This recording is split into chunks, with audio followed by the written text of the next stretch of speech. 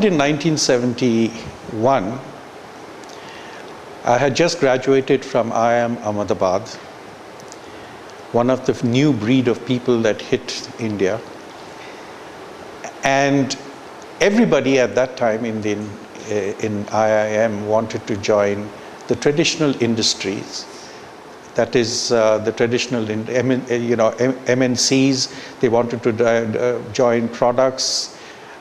Maybe banks, but not hotels. Definitely hotels was last. At that time, one hotel chain came, the Oberoi Hotels, for recruitment of MBAs. There was interest, but I knew that nobody would join. I got selected. And at the same time, I had about 5 other offers. And I was naturally confused, and I went to my faculty and I asked them, I said, which industry should I join? You know me so well. And they said, Sudhir, you join the hospitality industry because it's a sunrise industry. It is about to take off. You're going to go through hell for the first few years, but you will be able to leave a footprint in the industry. I took their advice and I went. And it was hell because there were a lot of articles. MBA turns waiter. It shows the perception of the society that time. They couldn't believe how a person who has gone to IIM Ahmedabad could even dare to come and join an industry that nobody would liked or wanted. The perception was that the only jobs that were available in hotels at that time was to be a waiter or a bellboy or something like that. When I joined, what happened in the industry at that time was that the first time we had the intercontinental chain that had come and tied up with the Oberois. They had brought with them American management concepts and ways of doing things. And the Indian industry at that time was very my host oriented.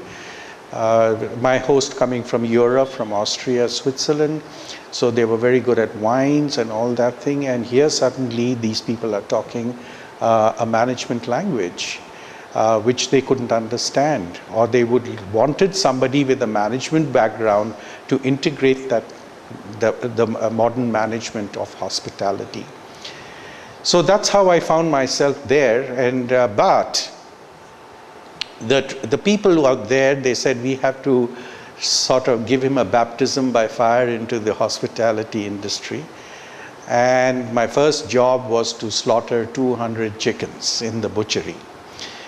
And I think it was a ploy just to get, they were all wondering what is this new breed called MBA, and they wanted to scare the daylights out of me. I went through the very, very difficult time. It was, and you can imagine it was traumatic for me.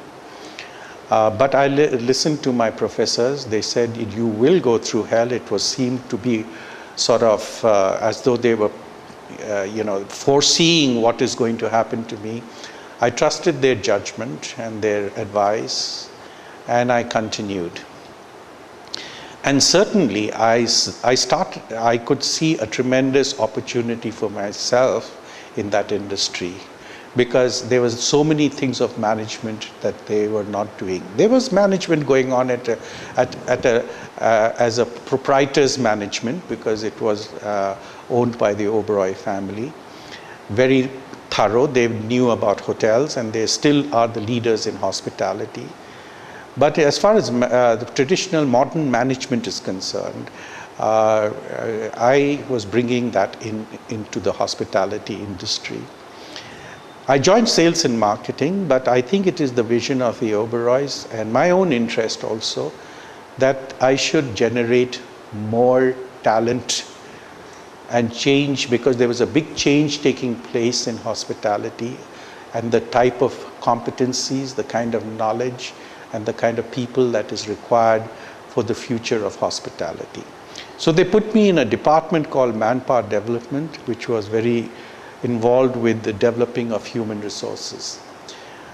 But at that time, I found an opportunity to go a little further and say, why don't we have an Oberoi Hotel school? And so they were very They were very, very, shall I say, foresighted and opened an Oberoi Hotel School. And from then on, I trained a number of managers who are today the leaders of the industry. Many of them are presidents, vice presidents, general managers. They are all over the world, and I'm very proud of that. That's my legacy, that one of the footprints I left, that a fine breed of managers around the country and abroad that I had trained earlier. I was witness to some very, very historic moments. And one of the historic things was when a corporate house, ITC, came into being.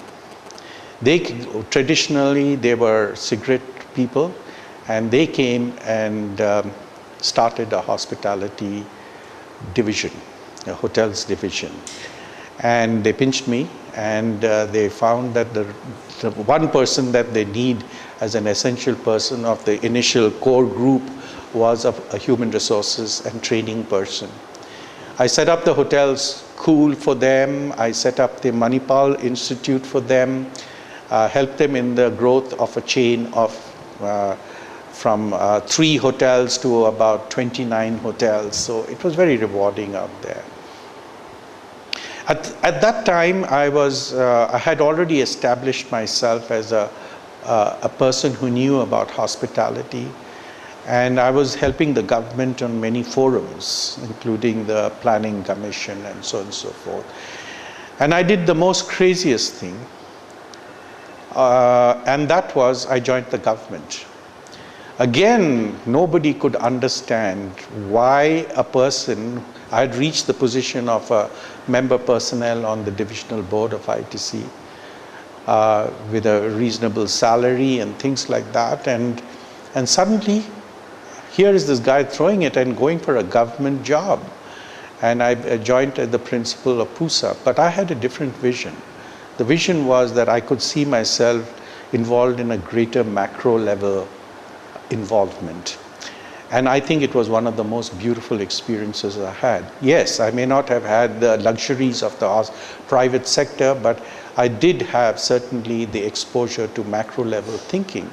Because there I was involved with the UNDP to upgrade the hospitality schools, for the establishment of a national council, to be on the classification committee, which classifies hotels and the various things. That was a wonderful thing. And get into many other major macro level planning and policy and things like that. So it was a wonderful experience out there. But as you know, in governments, the different governments change and their whole approaches and things, priorities change. But I can say that I had left a footprint in PUSA, IHM PUSA, and brought it up to a modern state. I was on the board of many other IHMs and also the National Council, and was able to influence policy at that stage. And then I actually got an offer to go on a UN assignment with the World Tourism Organization in a dot of a place called Cook Islands. I had my offer and things like that. Somehow that project didn't work out, and I found myself in Dubai. I went to Dubai just to get some international experience because I had the offer, and in a few months' time I was supposed to go on this UN assignment, and but that project, suddenly something happened between the Australian government and the World Tourism Organization. That project got cancelled, and I was left high and dry in Dubai. But I looked at that opportunity. I joined there as a director of a chain of hotels, and I looked at the opportunity to set up a hotel school there. And I set up the first Arab hotel school in the UAE. We had Arabs from Egypt, we had from Sudan, we had from Lebanon, we had from Syria, the local UAE and Bahrainis and all that. It was such a wonderful experience, and it was very challenging because hospitality again in that country was they were very good at building beautiful properties but not working in it, So I was seeing India way back in the 1950s, 60s, out there in the UAE in terms of attitude was concerned to hospitality, and how to convert that into becoming professional and things.